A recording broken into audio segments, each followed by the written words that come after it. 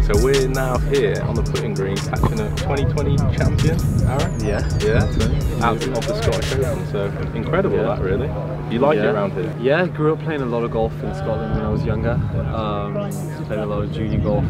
I was thinking about this the other day. It's crazy to think this will be my 18, 19, 20, my 6th Scottish Open. Oh really? So it feels just like a moment ago that I was playing my first one a few years ago. So yeah, it's great being back here in Scotland, and obviously great being back at this course as well. So the fact that you won, do you feel like much more confident you can put a good score in this week? I think the course is different to what it was back then. We played it at a different time of the year. It was in October, and I think every event is always individual in its own right. We're different people. I'm 5 years older or 3 years older. Yeah. The course will play differently, so it certainly gives good positive memories, but it certainly doesn't give you the right to expect to play well, and so you've got to do the right things. So it's not like football then. When I used to play at stadiums where you kind of go back and you feel like, I feel confident that I'm going to score here, but it's not like that in golf. I think it depends on the person as well, and it depends what works for the person. I think for certain people, if they kind of feel that way, it probably brings out the best of them. Yeah. I think for me, I will certainly be very wary that it's a course that I've played well at, it's a style that I like, but I will try not to think too much about that and kind of approach it in an individual way, and it keeps me sharp doing what I need to do to prepare for the course. Whereas if I get kind of overconfident, I would see that as overconfidence for me. I think I would neglect some of my practice, which probably wouldn't lead to the outcome that we would hope for this week. So I think that's just probably my way of perceiving it more than anything else. It's interesting, isn't it? Because like when we were saying with our driver on the way in, we was like saying, what's your favourite course and what do you like playing? And that has a lot to do with how you got on at a place, doesn't it? If you go to a place and you play rubbish, it's like, really like that place, but if you go somewhere and win or have a good round, like you're all of a sudden thinking, I love this course, or I like it, and it does play a little bit into your hands when you come back to certain places, doesn't it? Definitely. And play it again. But I think especially if a course fits your eye, and as you said, if your style fits the course, or if you've had good memories there, you naturally start seeing better shots straight off the bat. And I think if your mind is more engaged, if you can see it, can't you? You can see it a lot better, and that's would you say with that you're more of a see it, feel it, like shape your ball a lot type of player, or are you very much like hit the same shot shape? What would you say your style of play is like? More so the first one. I quite like shaping, playing the contour and shaping it around the hole. Exactly, yeah, and I think a lot of that has come from growing up in the UK, playing golf over here from a young age, where it's kind of a prerequisite of playing good golf in the UK, being able to do those things. And my dad was always very big on shaping it both ways and being able to play the shot, so that's kind of how I've grown up playing golf. So coming to a venue like this, and especially when we can get some typical Scottish conditions, it kind of suits that way of playing. It is a little bit too tropical, really. Would you say the playing golf in Europe, or especially like Britain, is harder than playing in the States? It's different. It's different. I think going from Europe to the States, it poses its own challenges. Just a different style of golf.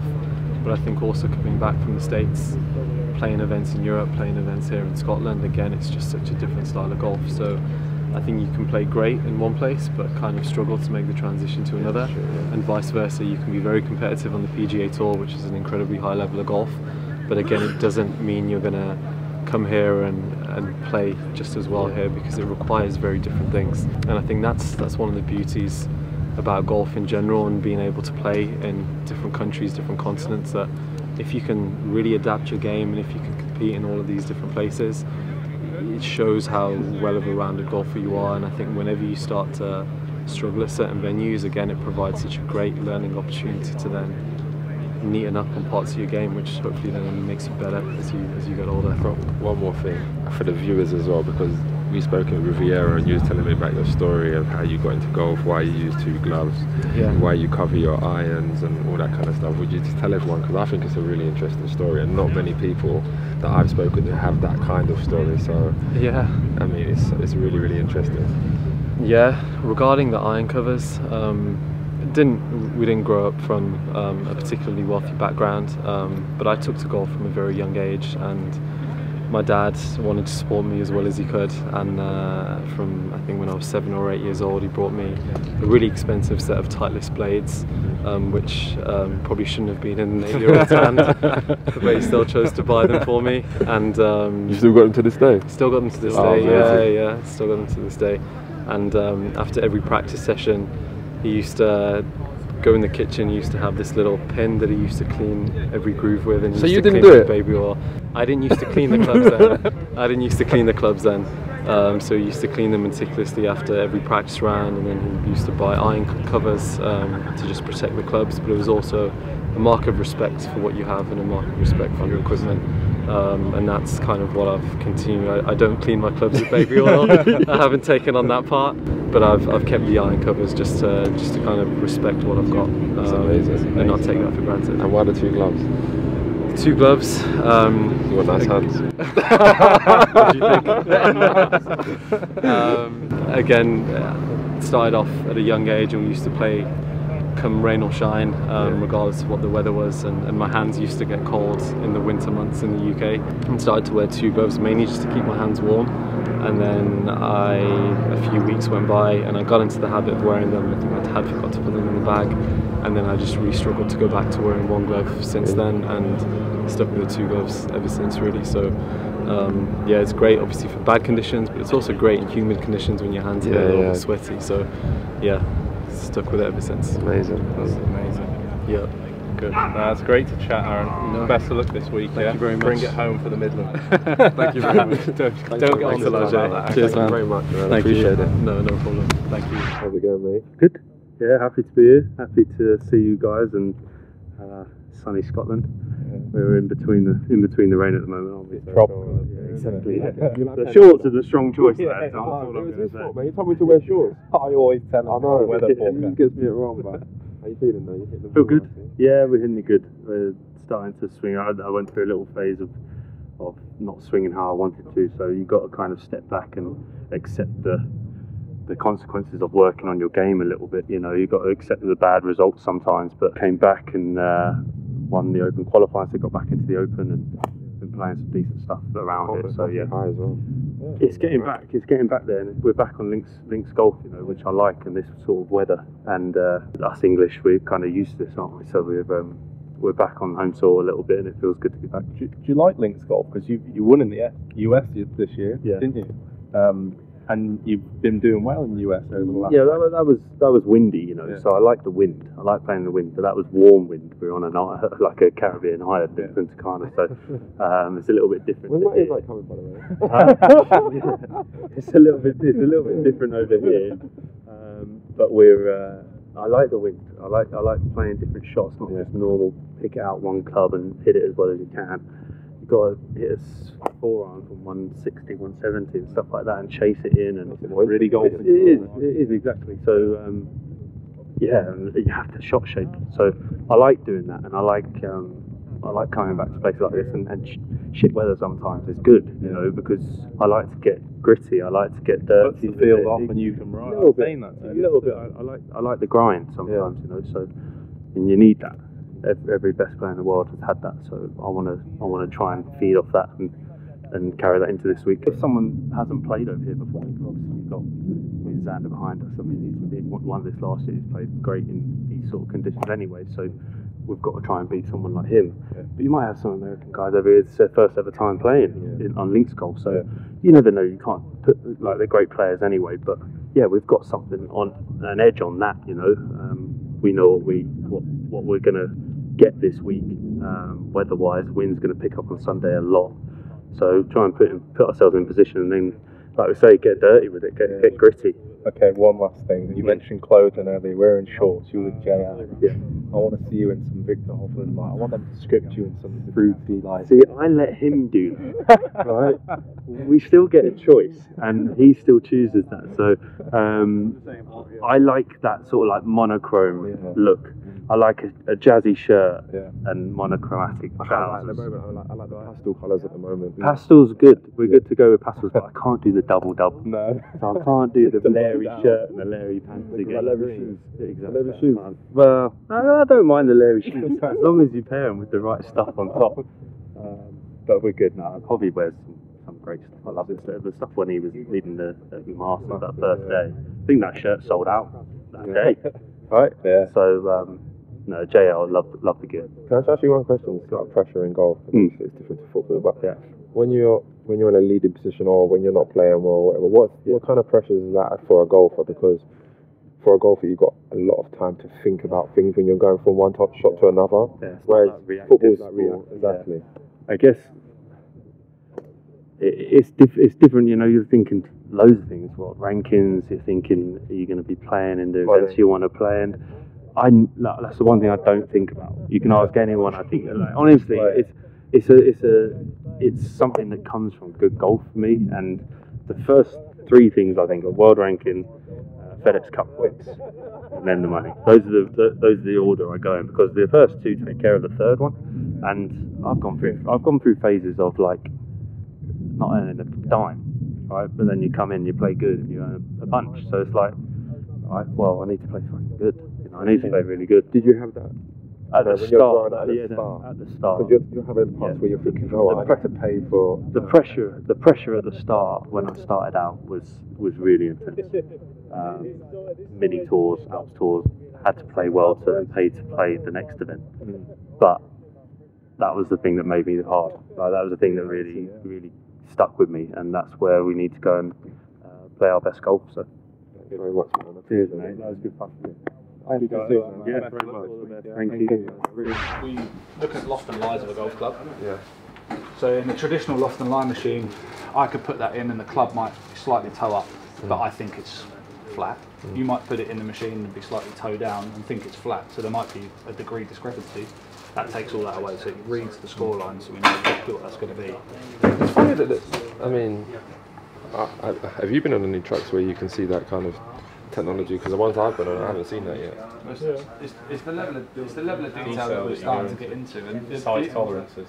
The analogy I always use for us is we're like the Formula 1 pit crew, right? Those guys are looking for half a second. They're doing whatever they can, whether it be downforce or whatever, to try and make things the best. We're doing the same thing in golf, and it's a lot more detailed, particularly at this level, than what people will give it credit for, because there's so much stuff going on. So. Cool. Yeah. There's a big man's bag there. Yeah. Hey, Bones, right? Yes, sir. Justin Thomas. Check. Perfect. That's okay, so I drop them off here. Absolutely. Thank you so much. Do you want the pair of rain pants back that I don't use? Should I just bring back to you? Yeah, if they don't fit, great. Yeah, probably two different sizes. So thank you. Yeah, perfect. No problem. Have yourself. Hi. So yeah, that's a great example of what goes on and how it happens. Yeah, you got a queue now. Yeah, it's a busy truck. Thank you so much. Lots going on. Cheers, Everyone's it. Prefer here or the US then? I think they're different, right? Like some of my favorite courses, like Muirfield right next door, is one of my favorite golf courses. Playing here last year was awesome. What I like in golf course is like the nice views by the water. I feel like that's inherent to links golf, is by the ocean. And also it's like when you do play golf at these places, it brings a little something out of you, because it's like you've got to play certain shots differently. It forces you to play them differently, and when it blows, obviously it affects everything, doesn't it? Scoring. Aaron, 10 minutes ago, and I just said, what is easier for you to play now? Do you like American golf or this kind of golf? What's easier? I think you're right. Like, you just have to be kind of creative out here. So I guess American golf could be a little bit easier, because it's, you're just hitting pitching wedge or whatever, like the same similar shots. But here, you could have to hit 5-iron from 150 yards, and you have to sort of figure out how to do it. And that's not really something you practice that often back home. So, but it keeps it interesting. I'm trying to think of some of the shots I hit last year. Yeah, when it's really blowing, you gotta control. What's your, like when you're playing in a competition, like what is your like kind of build up? Like how do you prepare your mind and your routine? Because me being an ex-football player, I kind of had a routine. Like breakfast was always the same. The time I woke up was always the same. Yeah. And if I didn't get that bit right, it kind of played on my mind a little bit. For sure. What's it like for you? No, I think it's interesting because one day we're waking up really early, one day kind of sleeping in.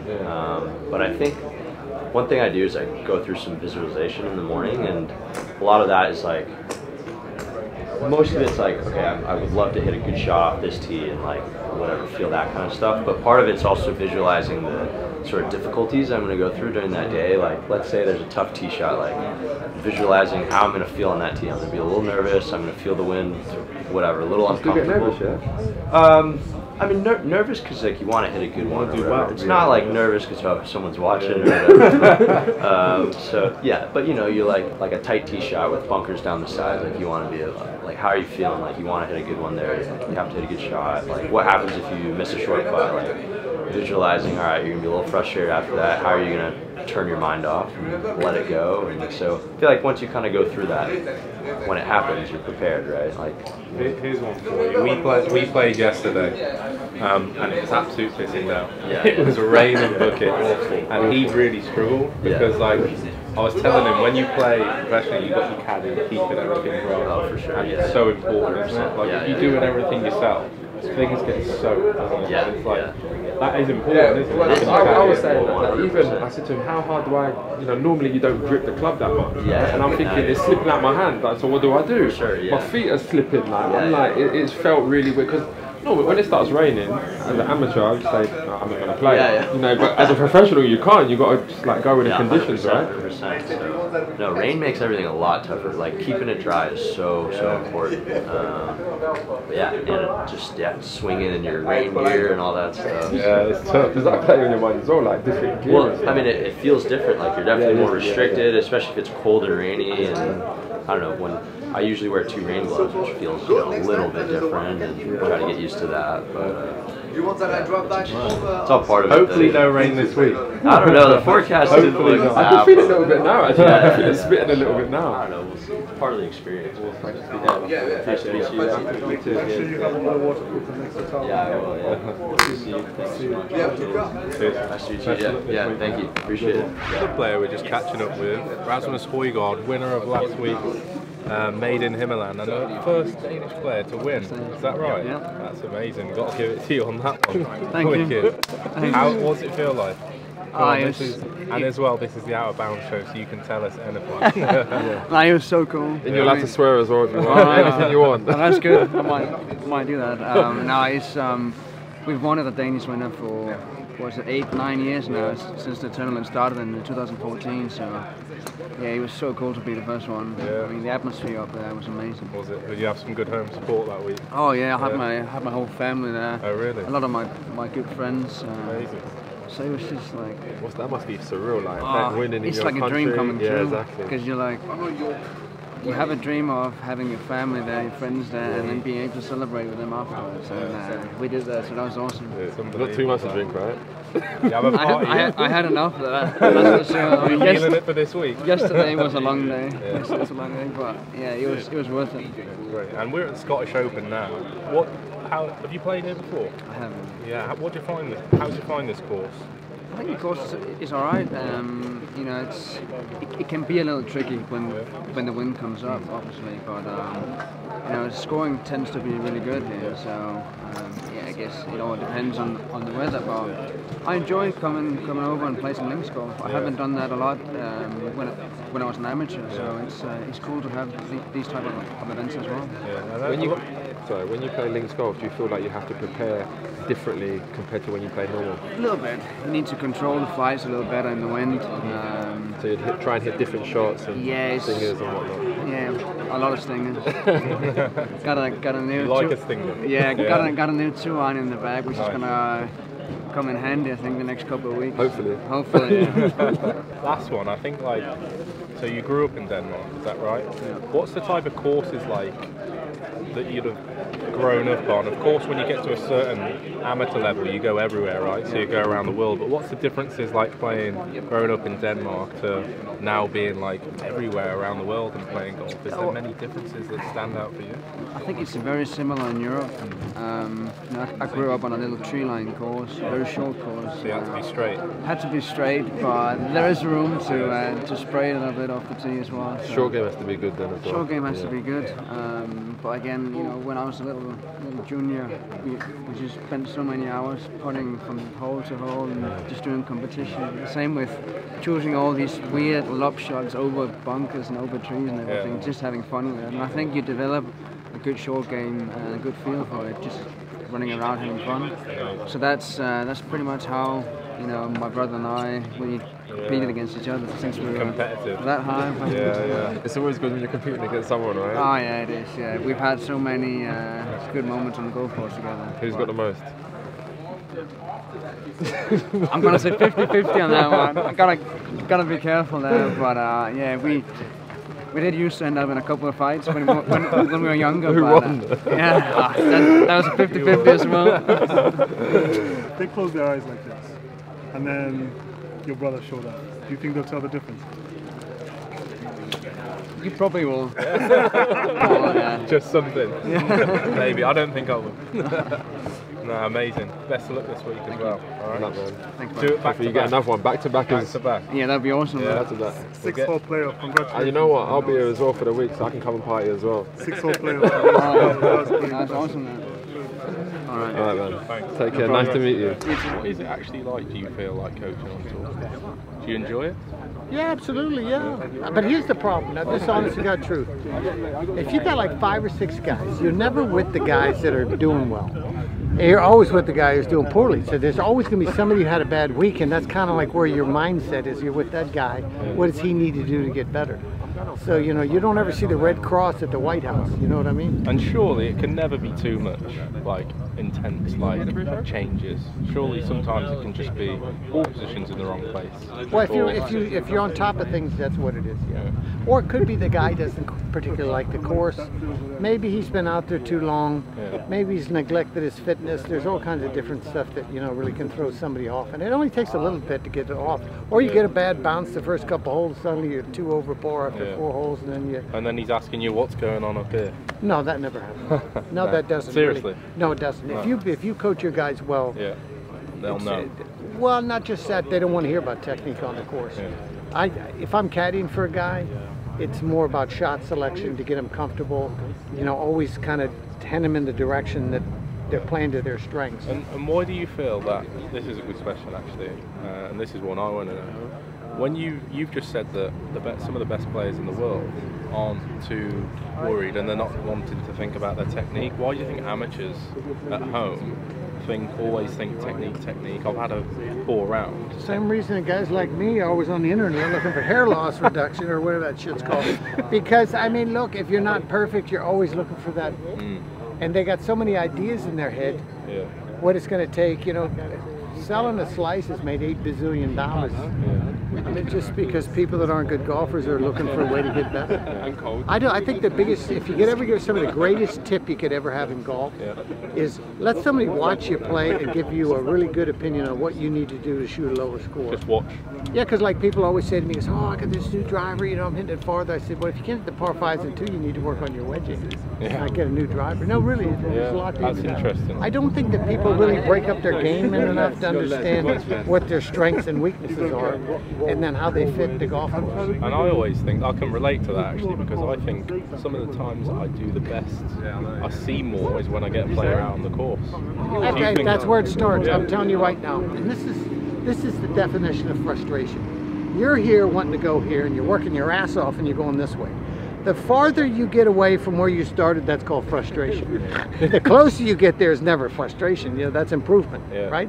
So you have to take reality and present the person with the reality. And this is the part that really gets a lot of people, is when they realize they screwed themselves up on purpose.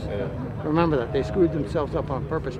And the guy that embraces that, then he gets, now I know why that happens. Exactly. And the people that don't want to get better, well, I don't know, and that's okay. Well, you just keep heading that way, my man. So that's the biggest thing. So when you get them on the course, you have a much more realistic idea of what's actually happening. I like that. Listen to this man. Listen to this man. Appreciate that, Ed. Listen. You heard it here first. Hit it. Take care. That, you need to listen to that guy. That's a tour coach telling you to play more golf and not worry about technique.